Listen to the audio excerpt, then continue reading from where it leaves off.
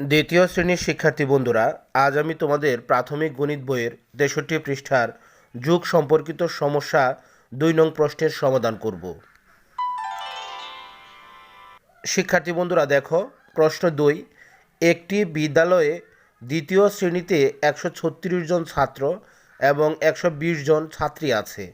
দ্বিতীয় শ্রেণীতে মোট কতজন শিক্ষার্থী আছে? তো প্রশ্নটি আমি আবারও পড়ছি।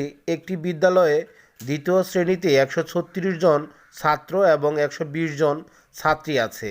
দ্বিতীয় শ্রেণীতে মোট কতজন শিক্ষার্থী আছে? তো শিক্ষার্থী বন্ধুরা, প্রশ্নটি সমাধান করার জন্য আমাদের প্রথমে লিখতে হবে একটি বিদ্যালয়ে দ্বিতীয় শ্রেণীতে ছাত্র আছে ১৩৬ জন, দ্বিতীয় শ্রেণীতে ছাত্রী আছে ১২০ জন।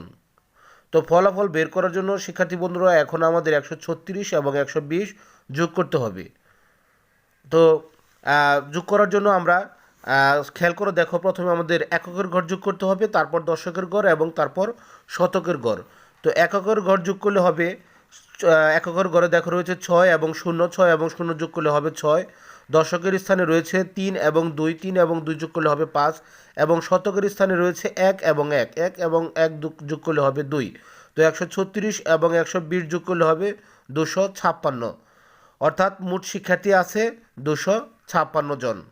উত্তর ২৫৬ জন। শিক্ষার্থী বন্ধুরা, আশা করি তোমরা অঙ্কটি বুঝতে পেরেছ। অর্থাৎ দ্বিতীয় শ্রেণীতে ছাত্র আছে ১৩৬ জন এবং দ্বিতীয় শ্রেণীতে ছাত্রী আছে ১২০ জন। ১৩৬ এবং ১২০ যোগ করলে ফলাফল হয় ২৫৬ জন, অর্থাৎ মোট শিক্ষার্থী আছে ২৫৬ জন। উত্তর ২৫৬ জন। তো শিক্ষার্থী বন্ধুরা, আজ আর নয়, আবার কথা হবে পরবর্তী ক্লাসে। ধন্যবাদ।